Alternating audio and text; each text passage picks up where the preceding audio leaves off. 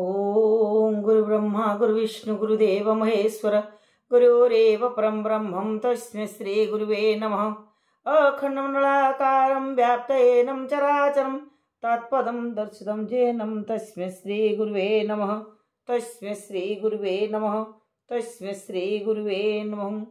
ओम नमो भगवते वासुदेवाय नमः। ओम श्री गणेशाय नमः। ओम श्रीमद्भागवत महापुराण चतुर्थ स्कंध पंचम अध्याय। गोविंद गोविंद गोविंद पदुगलुछि मकरंद से मकरंद पान करी हेले तोरिले ब्रज नारी से ब्रज नारी कपयरे मन मरहु निरंतरे मो मन निरंतरे रहु हा कृष्ण बोली जीव जाओ हा कृष्ण बोली जाओ जीव मते उद्धार राधा दव पंचमे सती देह नासे जटारु भियाए पुरुषे शंकर अति कोप भरे दक्षो नासिले तार द्वारे मैत्रेयवाच नारद वाक्ये अवधाने रुद्र उठिले कोप मने दक्षर यज्ञ नाश अर्थे कोप बसिला रुद्र चिते रुद्र बदने कोप देखि विबुधे भुवन उपेक्षे कंपिले रुद्र कोप शुणी महाप्रलय प्राय मणि दंते कामड़ी अष्टपाटी प्रचंड कराल भ्रुकुटी कोटा कलापे अग्नि जले जोटा जोटा कलापे अग्नि जले देखि कंपिले दिगपाले से को जोटा उपाड़ीण भूमि रे कोले निक्षेपण से जोटा भूमि रे पड़िला तहिरु पुरुषे जन्मिला ताहारो नाम वीरभद्र प्रलय काले जने रुद्र अनल प्राय कनयने तिनि आदित्य तेजो जेने सहस्र बाहु मेघवन देखि पलांती सर्वजन कराल दुष्ट दिशे तुंडे अग्नि ज्वलंत शिखा मुंडे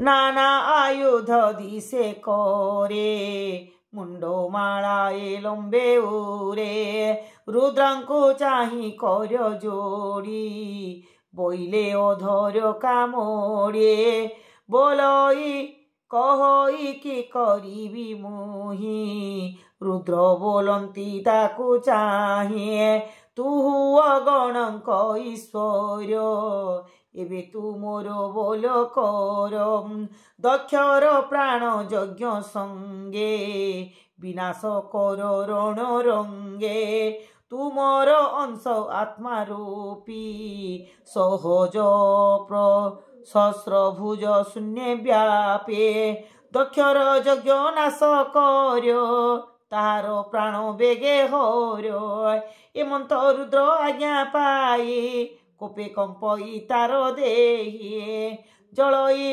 अति कोपा नले नमिला रुद्र पाद तोले स्वभावे रुद्र आत्मा से ही तार मोहिमा केबा कोही बढ़िला रुद्र गण घेनी चलिला रुद्र गण घेनी सबदे कंप इमे दिनिए गर्जई उरव नादे गर्जई भैरव नादे बेगे धामई हृद पदे बेगे धामई द्रुत पदे शूल बुलाई दक्ष करे नुपुर बाजई पयोरे धामई पवन हूँ बेगे बार उत्तर दिग भागे सकल पारिशोध गोणी नाना आयुध तीक्ष्ण बाणी अति प्रचंड कोप भरी धाइले घोर नाद करे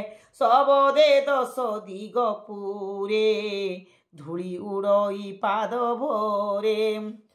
ବିପ୍ରେ ଯେ ଥିଲେ ଯଜ୍ଞଶାଳେ ଧୂଳି ଦେଖିଲେ ଅନ୍ତରାଳେ। ଉତ୍ତର ଦିଗେ ରେଣୁ ଦେଖି ଉଠିଲେ ଯଜ୍ଞକୁ ଉପେକ୍ଷେ। ଉତ୍ତର ଦିଗକୁ ଅନାଇ ବୋଲନ୍ତି ଏକୁଆରେ ଚାହିଁ। ଦେଖ ଦିବସେ ଘୋରତମ ଦିଗ ନ ଦିଶେ ବାତ ଭ୍ରମ। ଏମନ୍ତେ ବିପ୍ର ନାରୀ ଦେଖନ୍ତି ହସ୍ତେ ହସ୍ତ ଧରେ। ବୋଲନ୍ତି କେ ତମ ଘର ଦିବସେ ଦିଶେ ଅନ୍ଧକାର। ପ୍ରଚଣ୍ଡ ନବ হে ପବନ ତମେ ଆଚ୍ଛାଦିଲା ଗଗନ। ପ୍ରାଚୀନ ବହି ଦଣ୍ଡଧାରୀ ଯେଣୁ ଅଛଇ ପ୍ରାଣ ଧରେ। ତାଙ୍କ ପ୍ରସାଦେ ଦୃଶ୍ୟ ନାହିଁ ଉତ୍ପାତ ହେଳା କିସ ପାଇଁ। ଗୋରୁ ଚରଣେ ଧୂଳି ନୋହେ ଏକି ତିମିର କାହୁଁ ହୋଏ।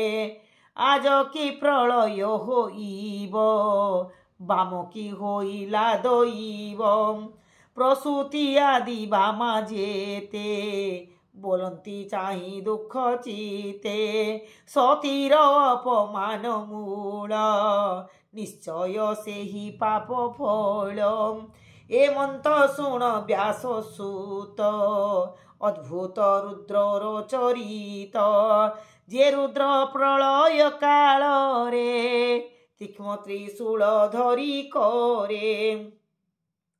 নৃত্য করন্তি অতি বেগে দেখি পলান্তি দিগ নাগে। সহস্র ভুজ ঊর্ধ্বে করি নটর প্রায় বেশ ধরি। চণ্ডাট হাস সোহে তুণ্ডে যেনে তড়িত মেঘ খণ্ডে।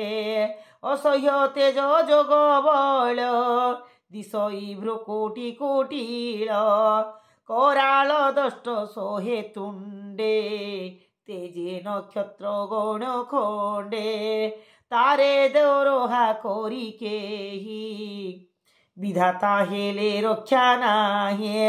दक्ष को चाही सभा जने बोलती अति दुख मने।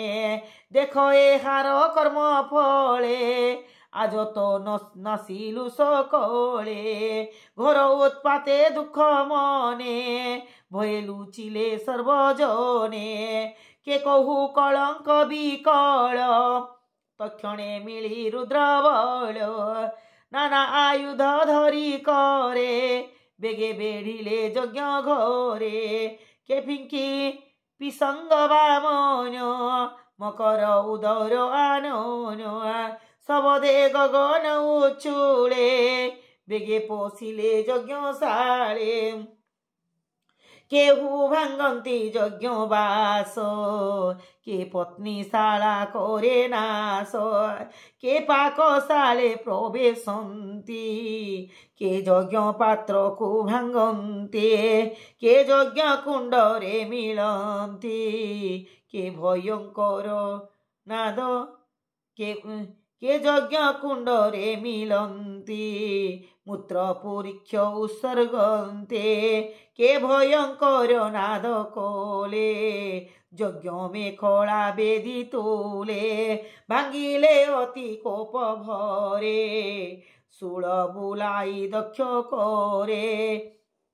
के धाये मुनिका उपरे तर्जन्ति अति कोप भरे। स्त्री गणक मध्य पशि राहु जे सोने ग्रासे शोषिए।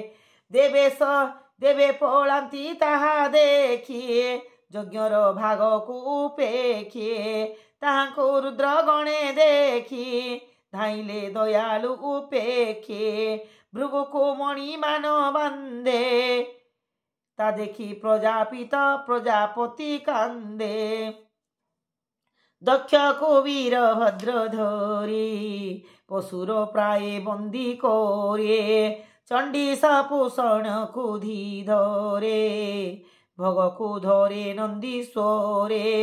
यज्ञ देवता जेते थिले ऋत्विको आदि विप्रतुले रुद्रगणक तेज देखी भाजिले यज्ञ को उपेक्षे जे भृगु यज्ञ होम करी गुरुतक्षे पंते ध्रुव श्रुव धरे ताहांक केश बाम हस्ते रोसे से धोइले तुरीते तांको दाढ़ी दक्ष करे पुणी उपाड़ी कोप भरे सभारे पद्म जोनी बला जे दाढ़ी हलाई हसिला उपाड़ी भृगु लंब दाढ़ी भगकु रोसे तले पाड़े चक्षु पाड़ी नख अग्रे पूर्वर साप बई भोगे रुद्रंको साप देवा बेले जो चक्षुरे ठारी थिले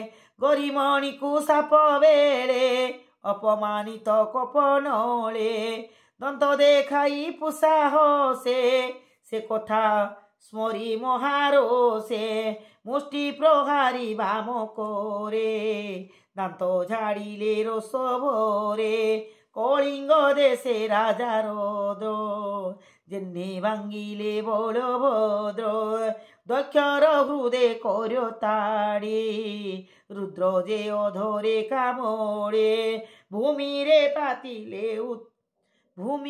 पड़िले उत्थाने तीक्ष्ण खड़ग मुंड हाणे तेणे न पारे मुंड छिन्नी कोपण अस्त्र शस्त्र घेनिए प्रहार कोले कंठ तटे तेणे चर्मर तान जाटे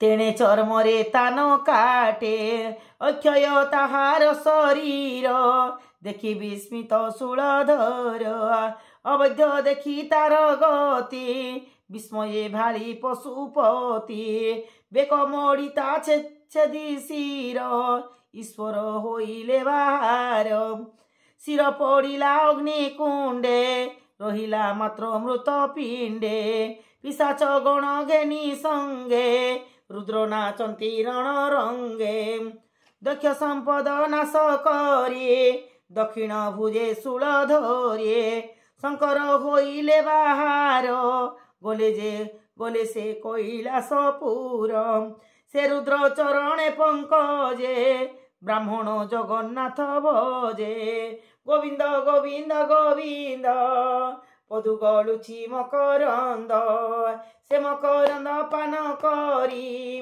हेड़े तोरिले ब्रज नारी से ब्रज नारी कपयरे मन मरहु निरंतरे मो मन निरंतरे रहु हा कृष्ण बोली जीव जाऊ हा कृष्ण बोली जाऊ जीव मते उद्धार राधा धव गोविंद गोविंद गोविंद पदु गलुची मकरंद इति श्रीमद्भागवते महापुराणे पारमहंस्या संहितायां चतुर्थ स्कंदे दक्ष यज्ञ विध्वंस नाम पंचम अध्याय।